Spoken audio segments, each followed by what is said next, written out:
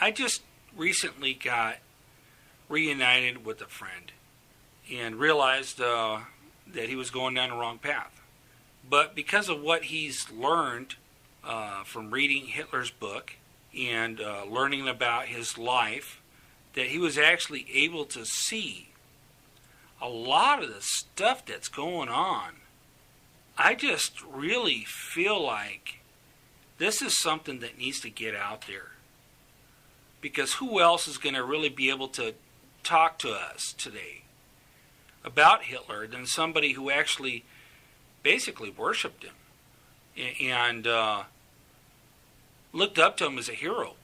So I'm going to bring to you a real interesting conversation interview, and there's no reason to mention any names because it's not about us. It's about a set of information. That's what this whole ministry is about. It's bringing topics and ideas to make people think. And it's not about us. It's about ideas. It's about, hey, have you thought about this? Here's something new from a fresh approach, something from a very real approach. So he's going to bring some stuff to you that is not rehearsed, very spontaneous, and we're going to try to keep it focused. Start this thing up. And please sit back and enjoy. And I promise you, it's not going to be like anything you've ever heard before. Really open up my eyes. And I enjoyed it as I was taping it. I was thinking, you know what? I really, really need to put this into a video and get this out there because, man, the things this guy says and the understanding and the revelations that I was getting as he was talking was just unreal. So I hope that you get as much out of this as I did. And so this is a FYI. That's all it is. It's not an attack on anything, but please, people, keep your mind open. Keep your mind open, listen to it. Love to hear your comments unless you're going to start getting all crazy bashing and, that's not what I'm doing, so please don't do that. So I'm going to turn this over to you, and I'd like you to tell me how you got into this and why you did. Well, I've read Mein Kampf twice, and, back when I was into all that, I was very, I guess you can say, angry, and I wanted to belong to something, and I felt that this was the way to go. So, before I got into all of it, I wanted to know what I was getting into. So I figured, what way to do that than to read Hitler's book? 800 pages of the world's smartest man's information, or whatever. That's how I thought it was back then. But anyways, see, we have to know that the reason Hitler did all the things that he did was because purely, I think in my opinion, it was purely out of jealousy. Because if you look at his past life, and you look at what he wanted to be in the beginning, he wanted to be an artist. He was a painter, he was an artist. And both times, he was turned down because I guess he wasn't good enough. And little by little, he started spending all the money that he had, ended up on the street, was living on the streets, was homeless. Really? Yeah. I never heard that. That was what he was all about. He was all about being a painter. He wanted to be a painter, he wanted to be an artist. His father wanted him to be an imperial guard for the Austrian military. And the Austrian military, or Austria, hated Germany. Because they saw Germany as this oppressor, this tyrant, that controlled them and that wouldn't let them be an independent nation like they wanted to be. And, see, Hitler was never into all that. He never followed in his father's footsteps. And his father would constantly beat him. He was very cruel to him and other, and his brothers and sisters. And he hated his father. So growing up as a child, he was always a troubled child. He was always angry. So that wasn't an issue. And then his mother died, and he felt like he lost everything. And while he was living on the streets in Vienna, the capital of Austria, he saw these Jewish people that were very successful. And, they owned shops, they owned businesses, they were well dressed, drove nice cars, wealthy, successful people. And that got to him, it hurt him. And he thought, you know what, why do these people get to be where they are and I can't be where I am?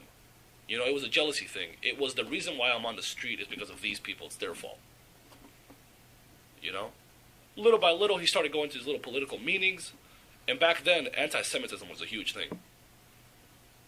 And a lot of people fail to realize that anti-Semitism was a huge thing in America too. Yeah. The Jews weren't liked. So it wasn't really hard for Hitler to join a club that was anti-Jew. You know? They're very blessed people. Yes, they are. And people are jealous of them because of it. Oh, of course. And little by little, Hitler started getting popularity. And he was always a great speaker. The guy had a lot of zeal. He had a lot of enthusiasm. You know, he knew what he believed in. Even if it was wrong, he knew what he believed in. And he stood for it. And he developed this massive hate towards the Jewish people. And it just escalated from there. See, Hitler wrote Mein Kampf. He didn't write it himself, but he wrote it in prison. And basically what happened was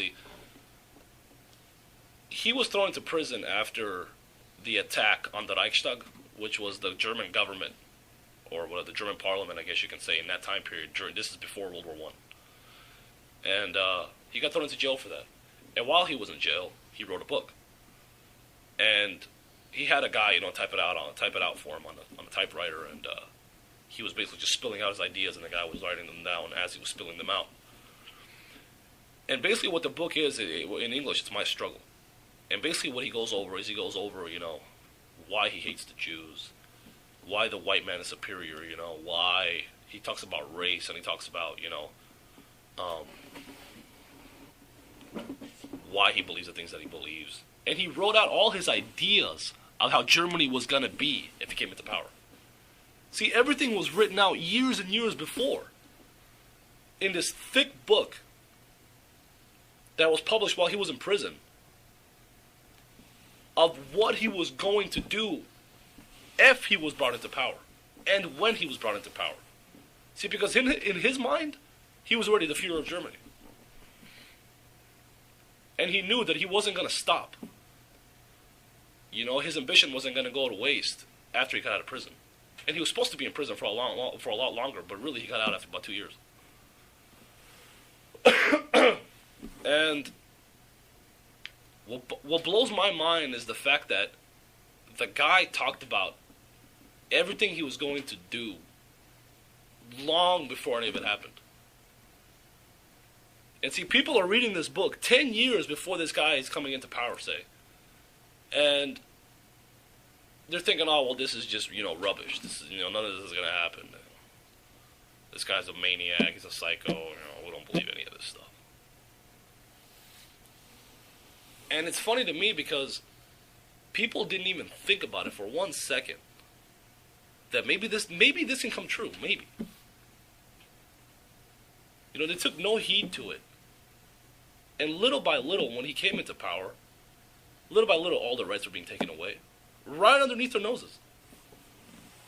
Because people were so caught up in what they were doing that they didn't even realize that they were being completely stripped of their liberties. It just blows my mind.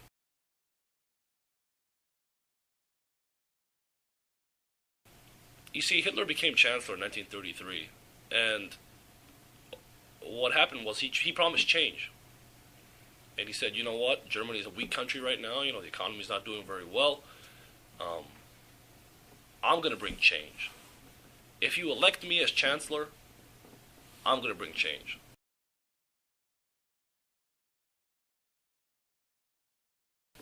Hitler came into power and he promised change. And he said that he was going to restore Germany. And he promised the German people that they were once again going to become a power. And that they were going to be a world power like they were in World War I.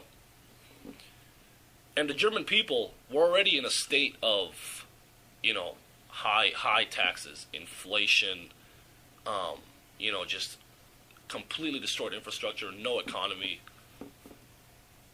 It was awful. The situation in Germany was awful. They say that, 1,000 Deutschmarks would allow you to buy a loaf of bread. That's how worthless their money was.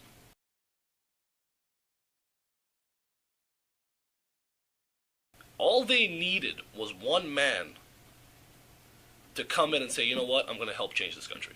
That's all they needed. They were on the brink. And the German people were getting to the point where, they'd take anything. Anybody that promised change, they'd take it. Because they were just so miserable in the state that they were in. Well, the first thing he did after that was he took over the churches. He stopped the churches. He changed them. He killed off the ones that were true to their faith. He completely destroyed those. The ones that didn't want to become a puppet state, and governmentally, I guess you could say, funded. So he broke up Germany into different states? No. What he did was he destroyed the religious being of that nation. You see what I'm saying? He went into the churches that believed in Christ, that were Christian, and real Christians, that wouldn't stand for Nazism and tyranny and socialism, because they knew what it was. They knew what Hitler stood for. They knew his policies. And they stood true to their faith. And Hitler didn't like that. So he basically gave them an ultimatum. He said, you know what? You either confess that I'm God, that I'm the Fuhrer. Wow. And you take that cross out of that church and you put up my picture. And you tell me that I was the one who saved Germany, not your little God. Everything will be fine.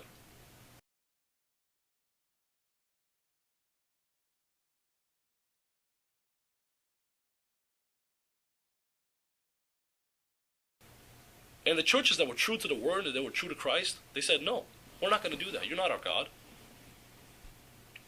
And what did Hitler do? He got rid of them.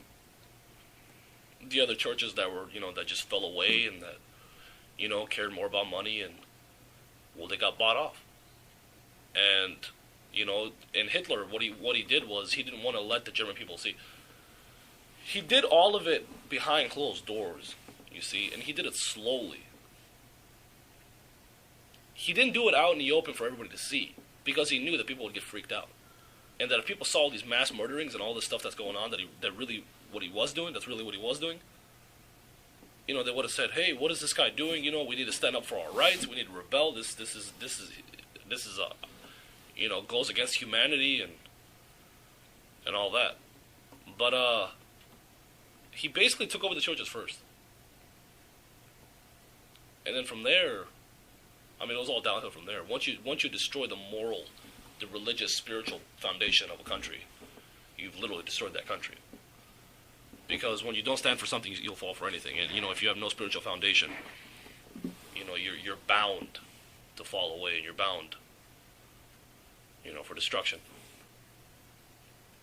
Soon after that, he started putting all these new laws into play, where Jews had to start wearing Star of David so everybody know who they are. And they couldn't shop in all the stores anymore. They had to go to certain stores. They had to go to certain clothing stores, supermarkets. They weren't able to hold businesses anymore. They were starting to get put into concentration camps.